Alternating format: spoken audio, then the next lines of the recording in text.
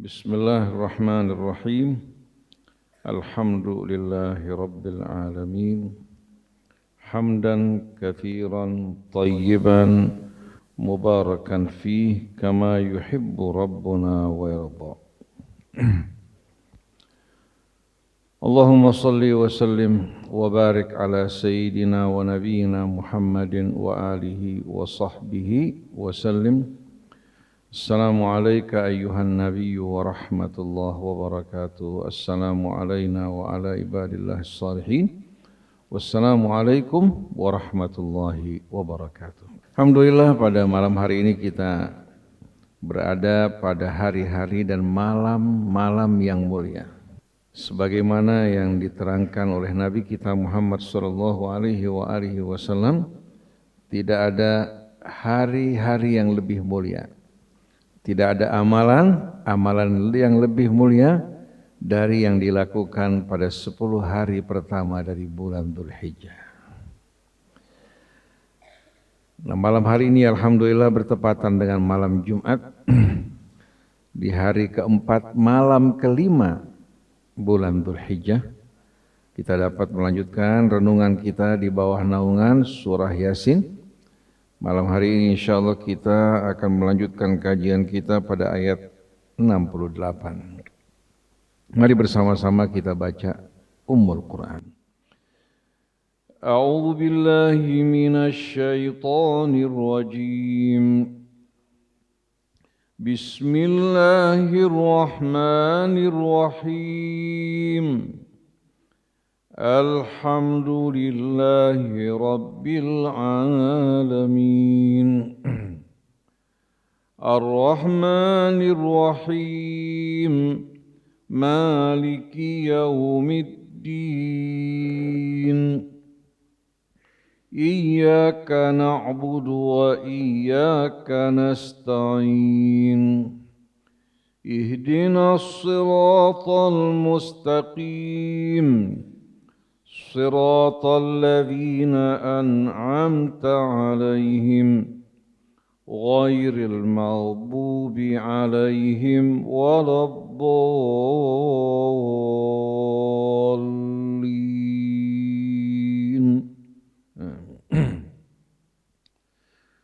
ومن نعمره ننكسه في الخلق أفلا يعقلون وما علمناه الشعر وما ينبغي له إن هو إلا ذكر وقرآن مبين لينذر من كان حيا ويحق القول على الكافرين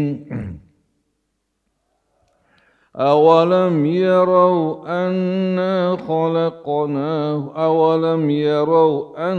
خلقنا لهم مما عملت أيدينا أنعاما فهم لها مالكون وذللناها لهم فمنها ركوبهم ومنها يأكلون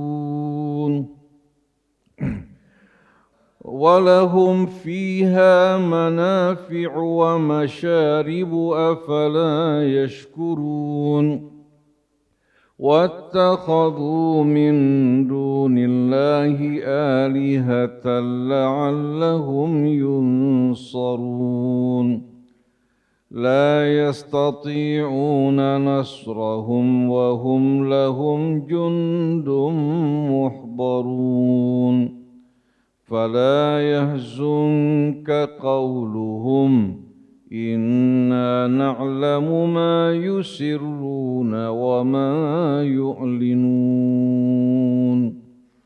صدق الله العظيم صدق الله العظيم وصدق رسوله الكريم ونحن على ذلك من الشاهدين.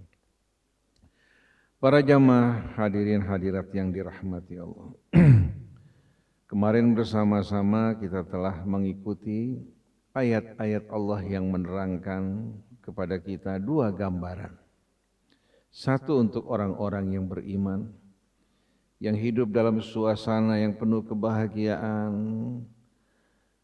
dalam suasana riang bersenda gurau bersama keluarga mereka, pasangan mereka, anak-anak mereka, menikmati berbagai macam kenikmatan syurga. Mereka disambut sambutan yang hangat mesra dari Allah. Salamun qaulam mir rabbir rahim. Dalam suasana yang begitu hadirin sekalian membahagiakan, menggembirakan, tahu-tahu kita dikejutkan oleh seruan dari Allah. Kepada siapa? Kepada mereka-mereka yang dulu ingkar dalam kehidupan dunia, ingkar kepada Allah, ingkar juga kepada hari akhir dan tidak mempersiapkan bekal mereka untuk menghadapi hari tersebut. Tentu mereka mendengarkan seruan dari Allah, wamtazul yauma ayyuhal mujrimun, berpisahlah kalian wahai orang-orang yang durjana, durhaka, dari para penghuni syurga. Keadaan yang paling menyedihkan, tragis di saat istri dipisahkan dari suami, suami dipisahkan dari istri, ayah dipisahkan dari anaknya, anak dipisahkan dari ayah, begitu pula ibu dipisahkan dari anaknya dan anak dari orang tuanya. Mereka-mereka yang tadinya saling hadirin sekalian mencinta, ternyata pada hari tersebut mereka dipisahkan karena haluan hidup mereka yang berbeda. Tapi orang-orang yang beriman, yang beramal soleh, mereka disatukan kembali bersama keluarga mereka. Mudah-mudahan kita termasuk dari mereka kelak.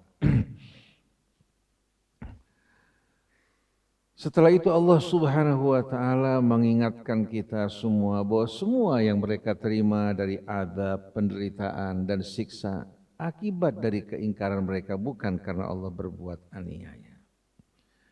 Lalu Allah Subhanahu wa Ta'ala menunjukkan kepada kita kekuasaannya. Kalau Allah mau, mereka-mereka yang sombong dalam kehidupan dunia, mereka yang merasa sebagai orang-orang yang berpendidikan tinggi, berakal sempurna, memiliki harta benda, kami kuasa untuk membutakan mata mereka, hingga mereka tidak dapat lagi mengenali jalan mereka. Begitu Allah cabut nikmat mata mereka yang tadinya mereka begitu angkuh dan sombong, berubah menjadi orang yang tak berdaya, bergantung kepada orang yang menuntunnya. Kemana kesombongan mereka? Kemana ilmu pengetahuan mereka pada saat tersebut? Begitu juga Allah kuasa sebagaimana mengubah Bani Israel yang ingkar menjadi monyet dan babi, Allah juga kuasa untuk mengubah mereka. Tidak ada yang menghalangi kekuasaan Allah. Yang menghalangi Allah untuk melakukan hal tersebut adalah rahmatnya kepada hambanya dan kita yang selalu mendekat kepada Allah, memohon ampun dari dosa kesalahan kita. Ini jalan keselamatan kita. Nah, setelah itu Allah pindah ke tema yang lain. Al-Quran keindahannya berpindah dari tema ke tema tanpa menimbulkan kejemuan, kebosanan. Tapi antara ayatnya satu sama lain saling bertalian, sewaktu berpindah tema tidak menimbulkan kejanggalan di hati kita. Lalu setelah itu Allah ingatkan kita, waman nu'ammirhu nunakishu fil khalqi afala ya'qilun. Siapa-siapa yang kami berikan usia yang panjang, katakan 100 tahun, katakan 150 tahun, kami akan kembalikan dia kepada kodrat semulanya. Yang tadinya lemah, yang tadinya tidak sempurna akalnya, dia sampai puncak kedewasaan. Begitu datang masa tua, mulai datang masa-masa pikun dan linglung. Sampai ditanya, ini siapa? Padahal anaknya. Dia lupa pada anaknya, lupa pada istrinya, tidak tahu berapa jumlah mereka. Bahkan terkadang banyak orang tua yang melakukan perbuatan-perbuatan yang betul-betul lebih buruk daripada perbuatan anak-anak. Tadinya gagah kuat, tentu membongkok, matanya mulai melamur, telinganya juga hadirin sekalian mulai apa? Sedikit demi sedikit pendengarannya berkurang, giginya satu persatu copot, rambut yang hitam berubah menjadi putih, berbicara dengan mengulang-ulang pembicaraannya. Jadi kalau kami panjangkan usia seseorang, kehidupan dunia ini ada batasannya, bukan menuju kesempurnaan, sebaliknya bagaikan bulan dari bulan sabit, merayap menuju saat purnama, dari purnama dia akan kembali mulai menurun sedikit demi sedikit, hingga hadirin sekalian kembali ke asalnya. Wa man nu'ammirhu nunakkishu fil khalqi afala ya'qilun. Siapa yang kami panjangkan usianya, kami akan kembalikan kepada kodrat asalnya ketika pertama kali diciptakan. Apakah mereka tidak berakal? Kenapa kita harus menunda taubat kita sampai hari tua? Kenapa bukan pada masa muda, di saat kita kuat, kita kembali kepada Allah mengerjakan amalan-amalan soleh yang berguna untuk dunia kita maupun akhirat kita. Jadi Allah ingatkan, dunia penuh dengan batasan. Tidak semau kita. Berapa banyak orang sekarang ini mau membuat dirinya awet muda dengan stem cell. Pergi ke Jerman, suntik hadirin sekalian stem cell. Ternyata wajahnya yang keriput tidak sama sekali hadirin sekalian mengalami perubahan. Ada yang melakukan operasi menarik kulitnya menggunakan silikon di pipinya. Tahu-tahu dalam usia 40-50 tahun wajahnya betul-betul mengerikan. Seperti banyak artis-artis Hollywood dalam usia muda wajahnya menua yang luar biasa. Karena apa? Operasi sana, operasi sini, tambal sana, tambal sini. Tapi banyak nenek-nenek kita sudah usia 80 tahun, usianya nampak muda. Kemarin di antara jamaah kita datang ke rumah, suami istri yang satu 76, istrinya 72 tahun. Merupakan jamaah pengajian. Saya lihat 30 tahun yang lalu sama sekarang nggak berubah. Istrinya persis seperti 30 tahun yang lalu. Apa resepnya? Resepnya tidak mengkonsumsi obat-obatan dan tidak makan-makan sembarangan. Seperti orang-orang tua zaman dulu. Makanannya terjaga, kalau orang banyak mengkonsumsi obat-obatan, dia kalau sakit dia berusaha menghindar dari obat-obatan. 72 seperti umur 35-40 tahun. Suaminya pun demikian, jauh dari stres, mengaji, membaca Al-Quran, menghadiri majelis-majelis ta'lim, keadaannya justru lebih tenang, bahagia dibandingkan orang lain. Ketawanya pun dan senyumnya wajar tanpa ada kepalsuan. Ada orang tersenyum tertawa, tapi hatinya dalam kedukaan dan kesedihan. Wa man nu'ammirhu nunakkishu fil khalqi afala ya'qilun. Wa ma 'allamnahu asy-syi'ra wa ma yanbaghi lahu. In huwa illa dzikrun wa Qur'anun mubin. Orang-orang kafir dan orang-orang musyrik menuduh bahwa Nabi kita seorang syair. Tapi kalau dibandingkan Quran dengan syair dan timbangan-timbangannya jauh berbeda. Langit bumi antara penyair dengan Nabi, antara syair dengan Al-Quran. Kami tidak pernah mengajarkan syair kepadanya dan itu tidak patut bagi seorang Nabi untuk apa? Bersyair. Yang benar Quran ini adalah peringatan, pelajaran, dan Quran yang memberikan penerangan dan penjelasan. Tahu tidak hadirin sekalian bagaimana gambaran penyair dalam Al-Quran? Wasyu'ara yattabi'uhumul ghawun. Alam tara annahum fi kulli wadin yahimun wa annahum yaquluna ma la ta'lamun. Tahu enggak kalian? Para penyair kebanyakan yang ikut di belakang mereka orang-orang yang menyeleweng dan menyimpang. Mereka berbicara dalam berbagai macam tema tergantung siapa yang bayar mereka. Dan kebanyakan mereka berbicara tapi tidak sesuai dengan perbuatan mereka. Ada sebuah kisah menarik. Hadirin kenal enggak dengan seorang penyair yang bernama Hasan bin Thabit? Pernah dengar enggak? Dia dikenal dengan syair ar-Rasul, penyair Rasul, yang suka menjawab syair-syair yang menyerang Nabi kita. Dia bicara mengenai syair, mengenai keberanian, tapi orangnya penakut. Hingga ketika satu hari pasukan musuh menyelinap ke barisan kaum wanita, Hasan bin Thabit sembunyi lari. Tapi ameh Rasul Safiyah mengambil pedang menghadapi orang tersebut.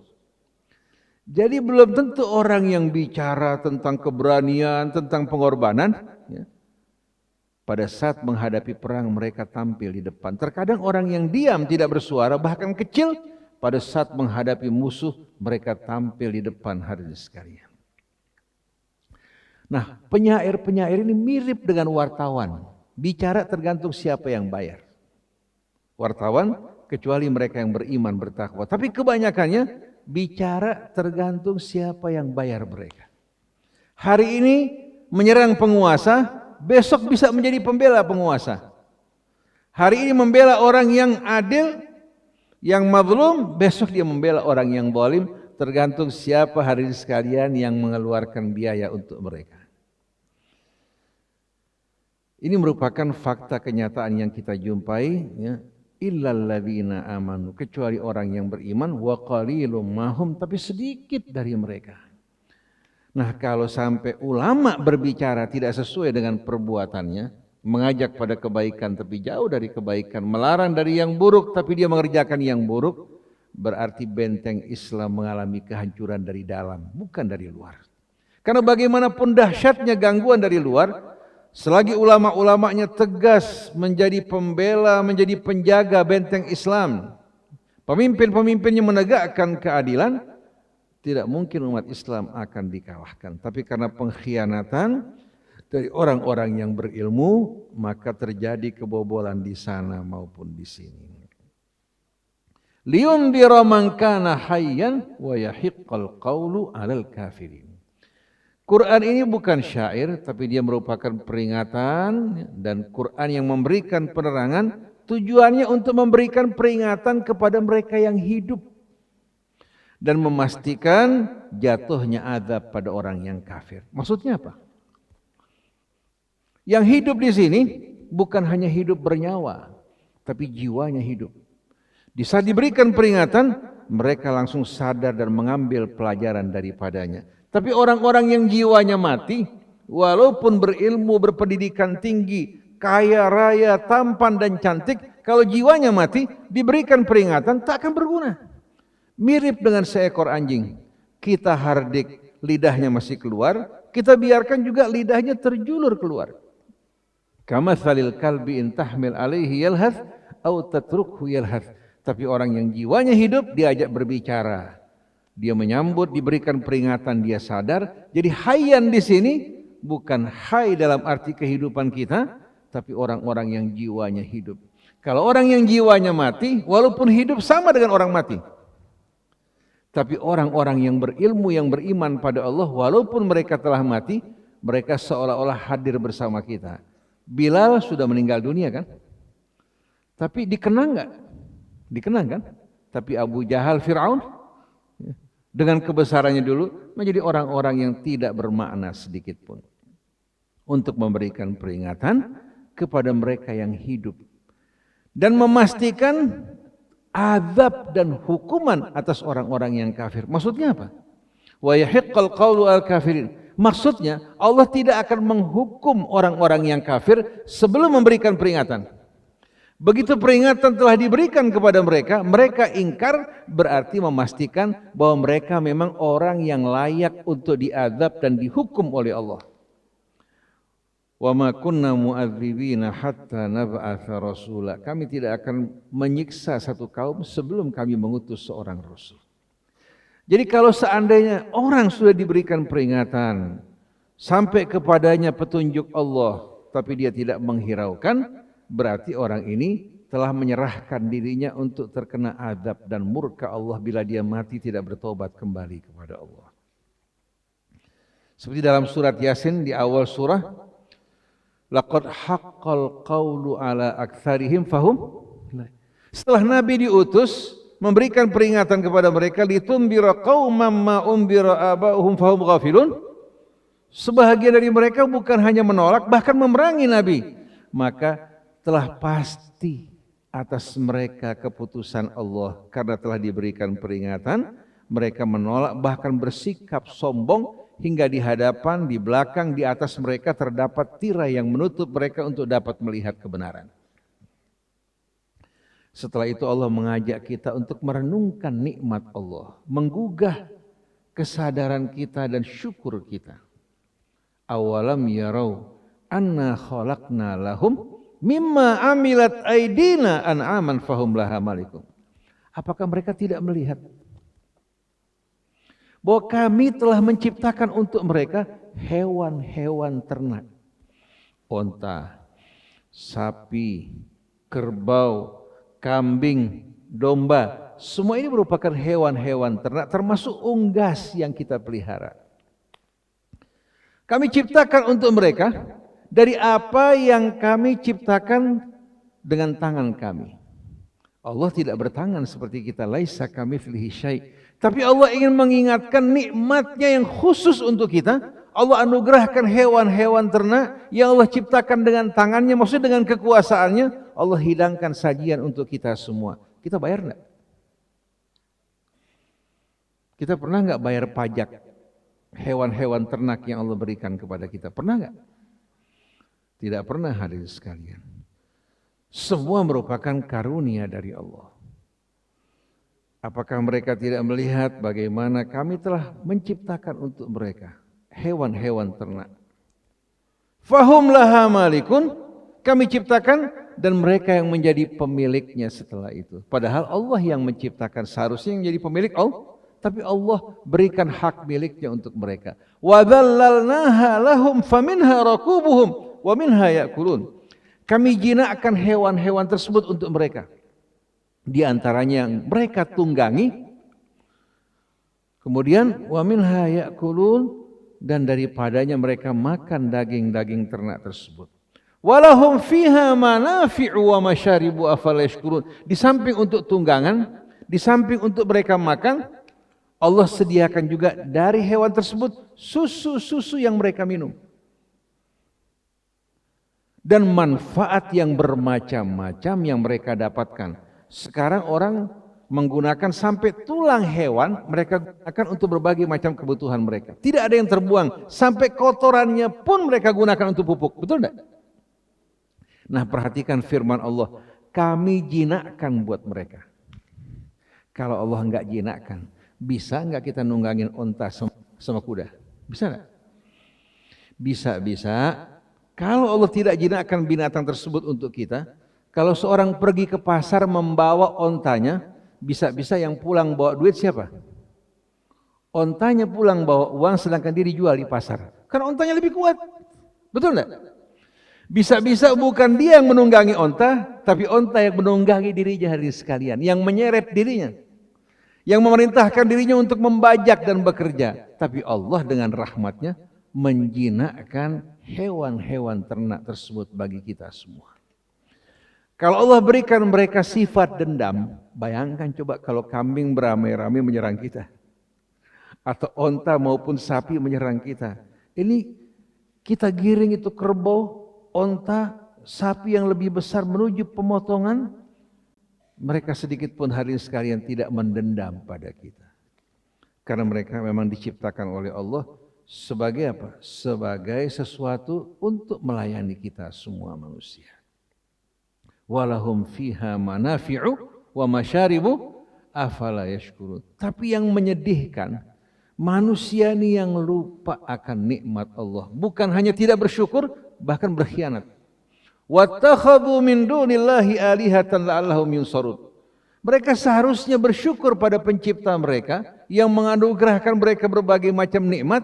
Allah yang menciptakan, yang memberikan, tapi mereka justru menyembah selain Allah. Mereka mengangkat selain dari Allah sebagai sembahan-sembahan yang mereka sembah. Kira-kira khianat enggak? Khianat enggak? Saya mau tanya, kalau seandainya anak-anak kita kelak menjadi seorang direktur, menjadi seorang yang memiliki perusahaan, memberikan gaji kepada pegawainya, tahu-tahu kerjanya pada orang lain, marah enggak?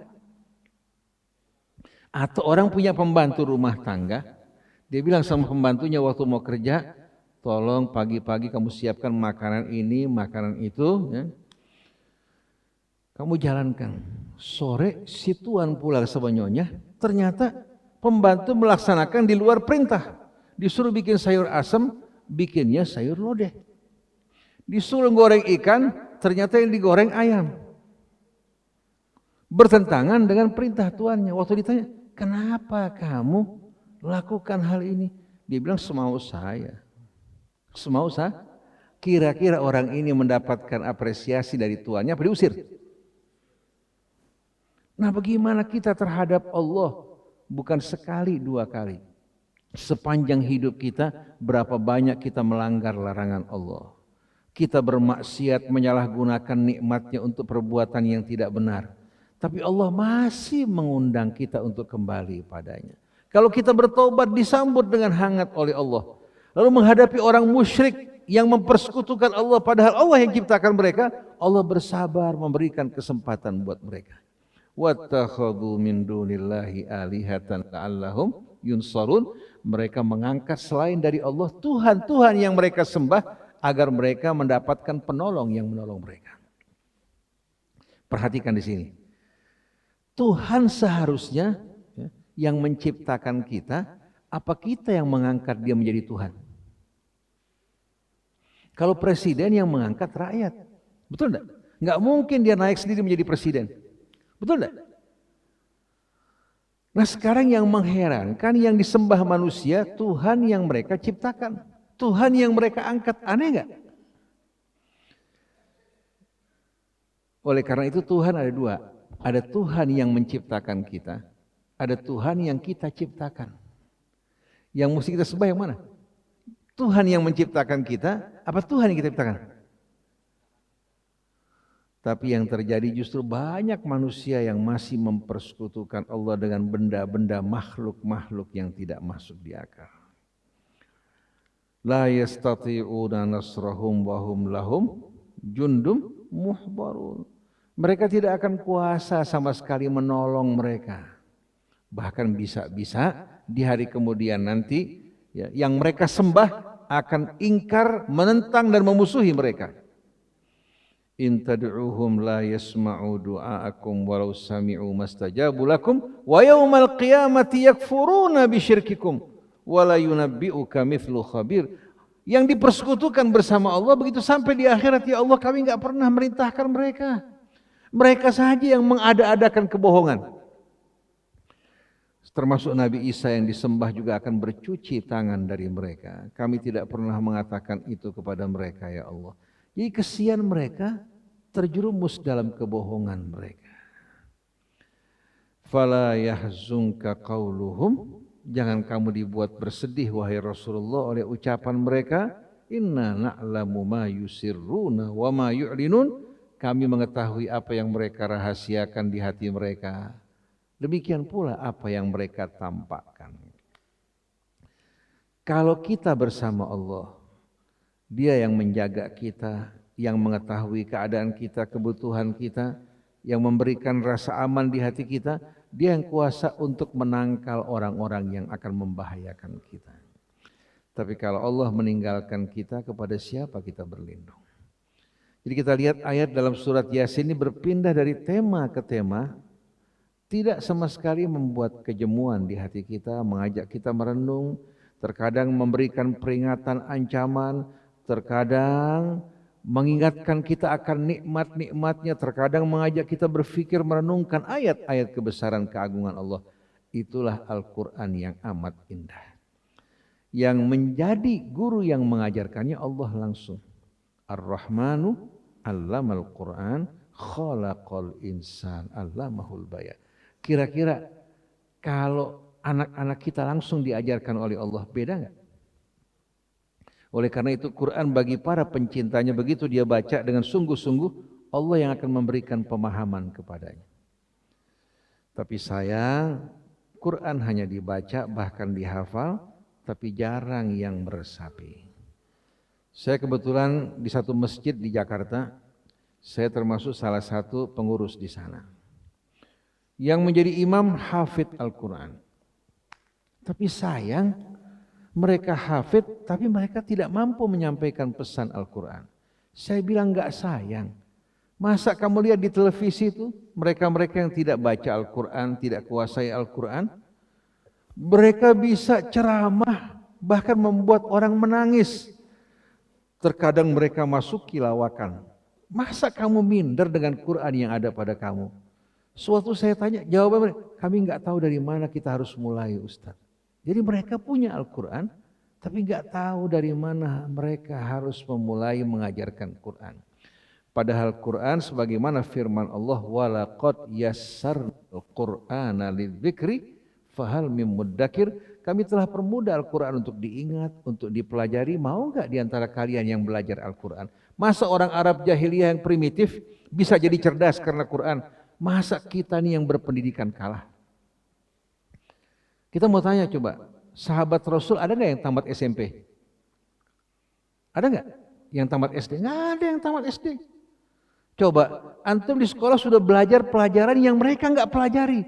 Tapi kenapa mereka yang tingkat pendidikannya rendah, begitu diterangi Quran, menjadi manusia-manusia yang membawa rahmat lil alamin. Begitu juga antum semuanya akan dapat betul-betul apa?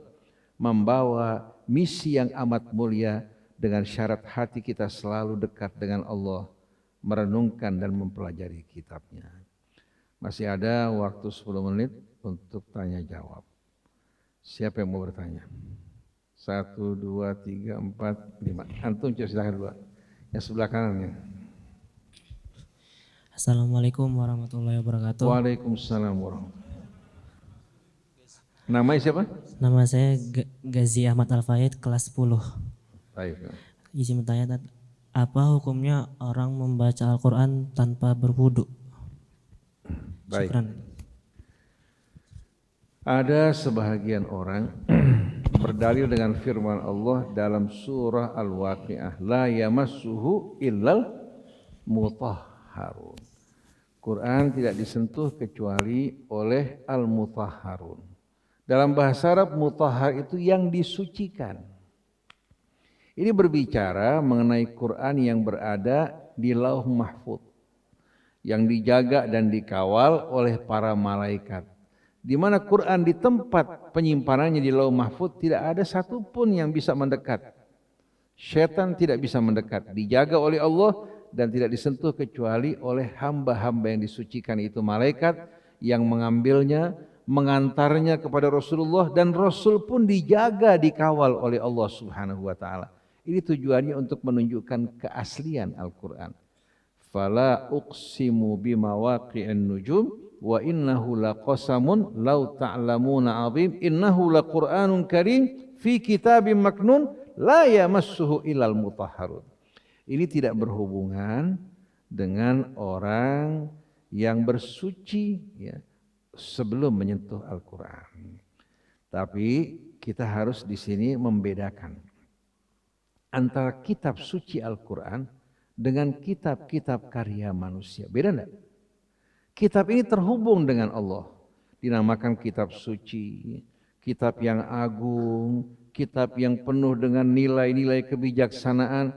Kalau kita bersuci terlebih dahulu, sebelum kita membaca Al-Quran dengan penuh rasa ta'zim, hormat kita kepada Al-Quran sebetulnya hormat kita kepada Allah.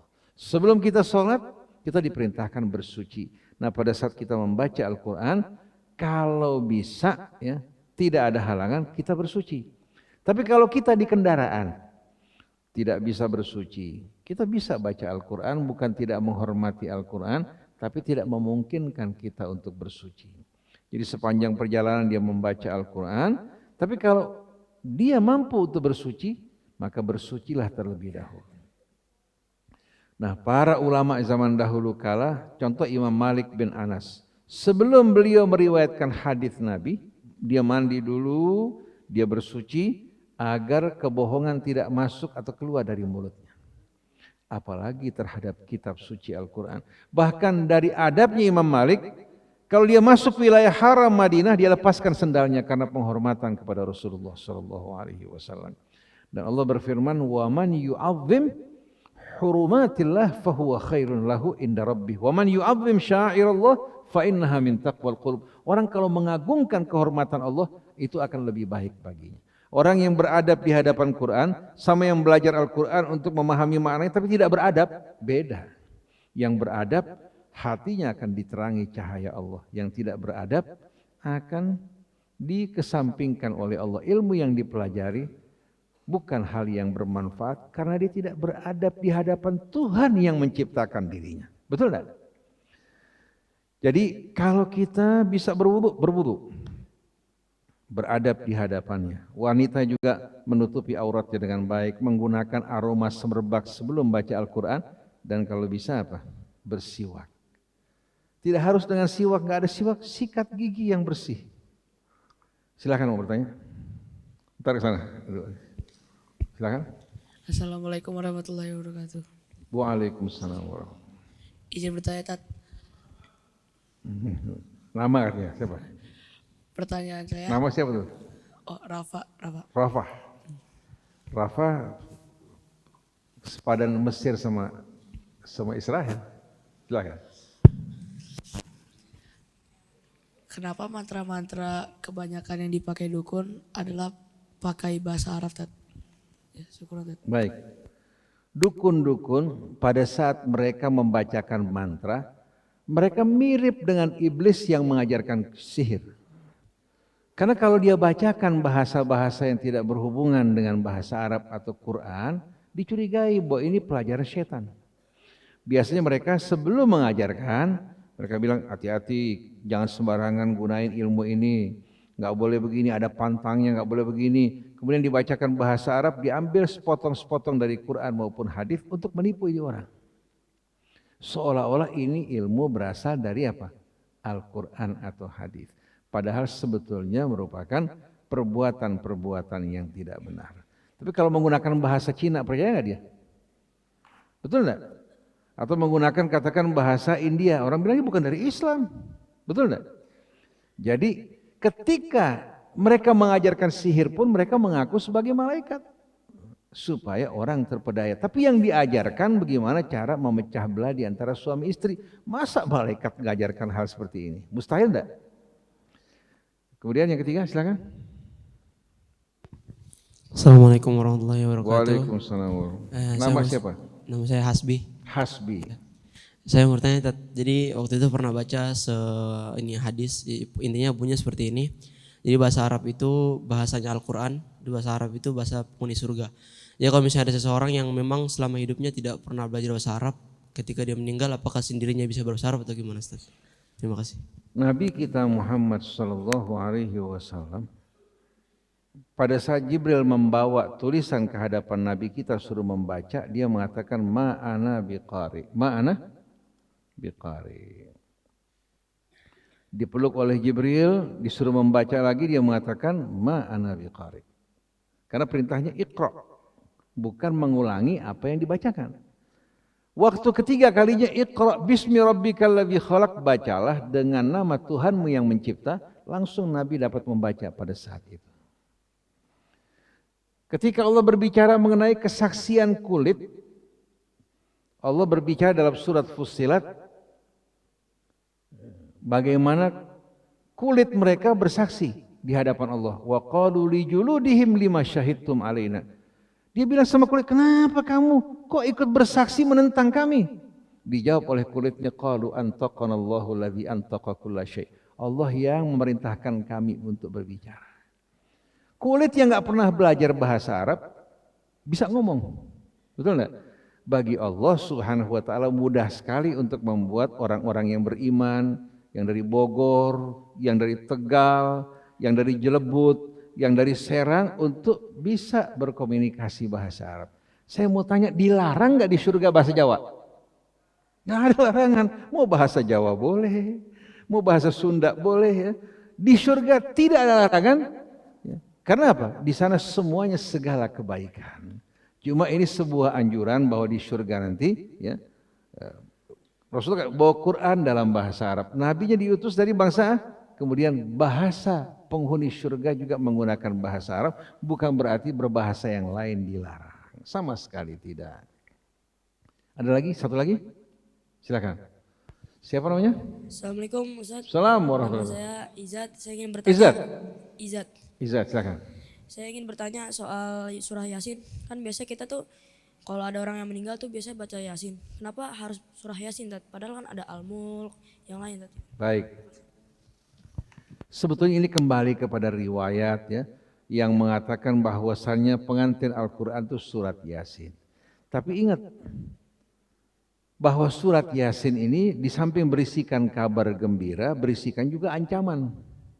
Kalau yang dibacain surat Yasin, orang yang gak suka sholat, gak suka Al-Quran, waktu dia baca surat Yasin atau dibacakan padanya, kira-kira dia gembira apa ketakutan? Takut enggak? Tapi kalau orang yang beriman, yang cinta kepada Allah, cinta pada Quran, waktu dibacakan fabasyirhu bimaghfiratin wa ajrin. Tapi kalau dia orang yang ingkar waktu dengar wamtazul yauma ayyuhal mujrimun, bagaimana perasaan dia?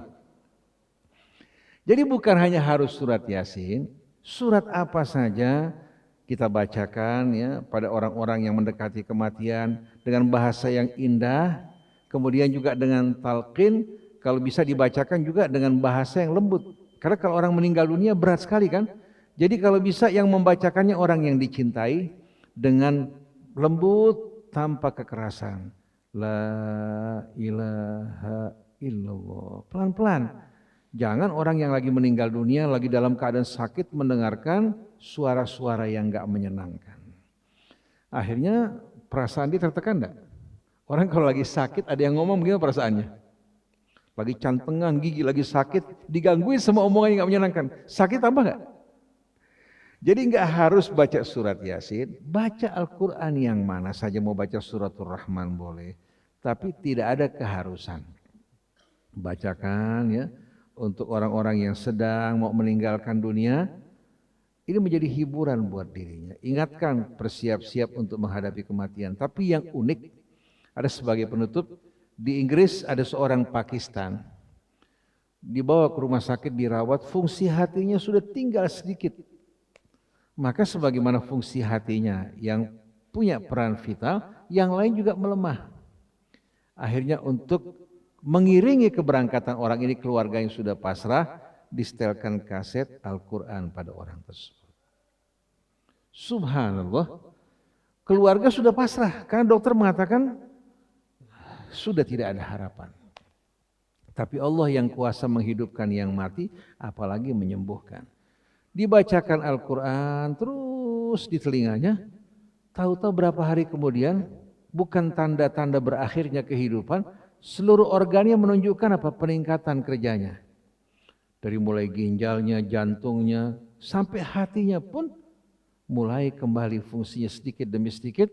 Tidak lama kemudian dia tersadar, dia bangkit sehat kembali.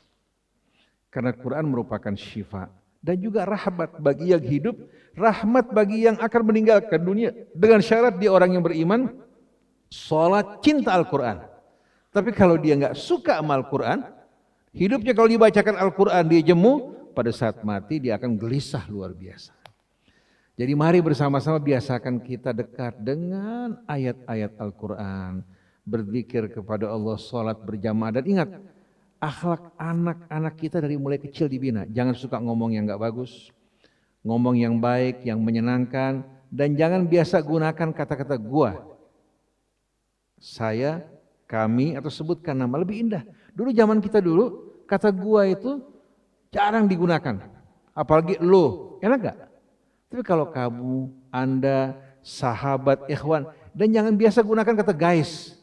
Saya orang kampung di kampung, dia rekaman di YouTube, hello guys. Ini kan bahasa. Saya heran, hatta dari kampung-kampung. Kenapa nggak bilang, halo, selamat sahabat, ya, rekan-rekan, ikhwan, enak nggak? Kalau kesannya guys itu beda, betul-betul. Saya bukan anti bahasa Inggris, tapi jangan kita meniru-niru yang tidak baik. Setuju nggak? Kalau kita gunakan bahasa yang santun. Dan subhanallah, sepanjang kita hidup, orang hormati kita. Kalau bahasa kita santun, baik, dan memuliakan orang. Subhanakallahumma wa bihamdik, asyhadu an la ilaha illa anta astaghfiruka wa atubu ilaik, wal afu minkum, wassalamualaikum warahmatullahi wabarakatuh.